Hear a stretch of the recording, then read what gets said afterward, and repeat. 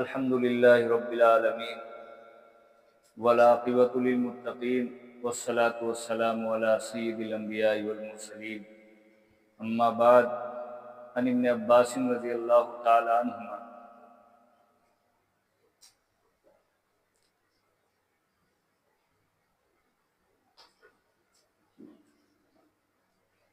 میرے محترم مکرم سامعین کرام، روایت بہت طویل ہے، تھوڑا سا حصہ آپ حضرات کی خدمت میں پڑھ دیتا ہوں۔ قال كنت خلف رسول اللہ صلی اللہ علیہ وسلم یوما فقال یا غلام احفظ اللہ احفظ اللہ یحفظک احفظ اللہ تجد تجاہک وإذا سألت فاسأل اللہ وإذا استعنت فاستعن باللہ وَاعْلَمْ أَنَّ الْأُمَّةَ لَوْ اجْتَمَعَتْ عَلَىٰ أَن يَنفَعُوكَ بِشَيْءٍ لَمْ يَنفَعُوكَ إِلَّا بِشَيْءٍ قَدْ كَتَبَ اللَّهُ لَكَ وَلَوْ اجْتَمَعُوا عَلَىٰ أَن يَضُرُّوكَ بِشَيْءٍ لَمْ يَضُرُّوكَ إِلَّا بِشَيْءٍ قَدْ كَتَبَ اللَّهُ عَلَيْكَ رُفِعَتِ الْأَقْلَامُ وَجَفَّتِ الصُّحُفُ رواہ الترمذی۔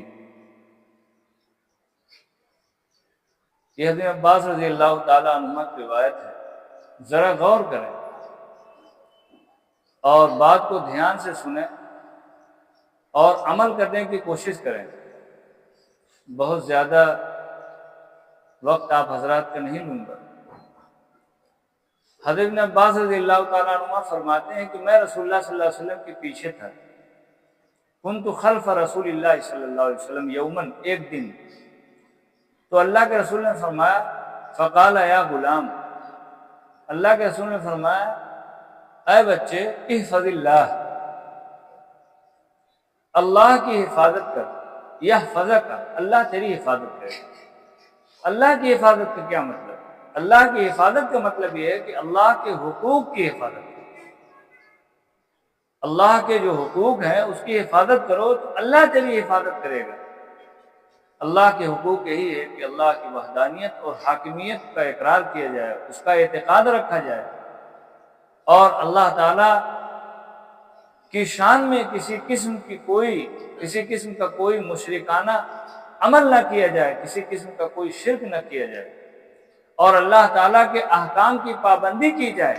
اللہ نے جو فرائض، واجبات، سنن، مستحبات ہم پر اتارے ہیں اس کو پورا کیا جائے، اور اللہ تعالیٰ نے جن باتوں کو منع کیا ہے اللہ کی ممنوعات سے بچا جائے، یعنی اللہ نے جن کو حرام قرار دیا ہے، جن چیزوں سے بچنے کو حکم دیا ہے اس سے اپنے آپ کو بچایا جائے، یہ اللہ کے حقوق۔ پھر اللہ کے رسول نے فرمایا احفظ اللہ، دوبارہ اللہ کی حفاظت کو۔ اللہ کی حفاظت کا مطلب کیا ہے؟ اللہ کی حفاظت کا مطلب یہ ہے، دوبارہ جو آپ نے فرمایا اللہ کو یاد کرو۔ اللہ تعالیٰ کہتے ہیں کہ فاذکرونی اذکرکم، تم مجھ کو یاد کرو گے تو میں تمہیں یاد کروں گا۔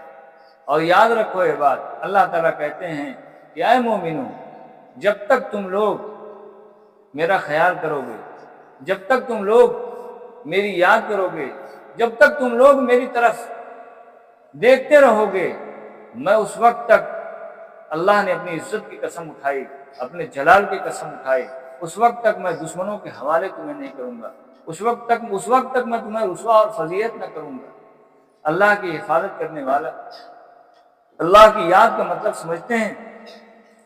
اللہ کے رسول فرماتے ہیں کہ اللہ کو یاد کرو تجد تجاہک، اللہ کو اپنے سامنے پاؤ گے، یعنی تمہاری جتنی ضروریات ہیں، جیسا بھی وقت پڑے گا اللہ تمہارے سامنے مددگار ثابت ہوگا۔ اللہ کو یاد کرنا کیا ہے بھائی؟ اللہ کو کیسے یاد کرو گے؟ اللہ کو دل سے یاد کرو، اللہ کو زبان سے یاد کرو، اللہ کو اعضاء جوارح سے یاد کرو، جو تو میرا تو سب میرا، فلک میرا زمین میرا۔ سنو، ابن عباس رضی اللہ تعالیٰ عنہ کی دوسری روایت کہ جبرائیل علیہ السلام اللہ کے رسول صلی اللہ علیہ وسلم کے پاس تشریف لائے، آپ نہایت غمگین تھے، انتہائی آپ غمگین تھے۔ جبرائیل علیہ السلام نے سلام کیا اور پوچھا کہ آپ کیوں غمگین ہیں؟ اللہ کے رسول صلی اللہ علیہ وسلم نے فرمایا امت کی فکر پڑ رہی ہے۔ تو جبریل صلی اللہ علیہ وسلم نے پوچھا کہ اللہ کے رسول کافروں کے بارے میں کہ مومنوں کے بارے میں؟ تو اللہ کے رسول فرمایا کہ مسلمانوں کے بارے میں، مومنوں کے بارے میں۔ تو آپ صلی اللہ علیہ وسلم کو حضرت جبریل صلی اللہ علیہ وسلم لے کر گئے قبیلے بنو سلمہ کے قبرستان پر، اور آپ نے اپنا ایک پر مارا جبریل صلی اللہ علیہ وسلم نے، اور کہا کن باذن اللہ، اٹھ اللہ کے حکم سے۔ تو ایک مردہ نکلا، نہایت ایک شخص، حسین چہرے والا، خوبصورت ذی وجوہ، چمکدار، اور لا الہ الا اللہ محمد رسول اللہ والحمدللہ رب العالمین پڑھتے ہوئے آئے۔ اور جب تم دوری اللہ سے بنائے رہو گے تو جہاں تم جاؤ گے وہاں رسوا ہو۔ بات سمجھ رہے ہو نا میری؟ اور اللہ تعالیٰ آگے فرماتے ہیں، روایت میں آتا ہے، اللہ کے رسول فرماتے ہیں وَإِذَا سَأَلْتَ فَاسْأَلِ اللَّهَ، اور جب مانگو تو اللہ سے مانگو۔ اور جب آدمی نہیں مانگتا ہے اللہ سے، یغضب علیہ، اللہ اس پر غصہ ہوتا ہے۔ وَإِذَا اسْتَعَنْتَ فَاسْتَعِنْ بِاللَّهِ، اور جب تم مدد طلب کرو تو کس سے مدد طلب کرو؟ اللہ سے مدد کرو۔ اس لیے کہ اگر کوئی شخص نفع اور نقصان کو کوئی ذات مالک ہے تو صرف اللہ کی ذات ہے۔ آگے روایت میں وَعْلَمْ أَنَّ الْأُمَّةَ لَوِ اجْتَمَعَتْ، جان لو کہ تمام امت یعنی پوری امت اگر اکٹھی ہو جائے، أَلَا يَنْفَعُكَ بِشَيْءٍ، اس بات پر تو تم کو کسی چیز کا نفع پہنچائے، لا ينفعوك الا بشيء، لا ينفعوك الا بشيء، کسی چیز کا تم کو نفع نہیں پہنچا سکتے الا ما كتب اللہ، مگر جو اللہ نے تمہارے لیے لکھ دیا ہے۔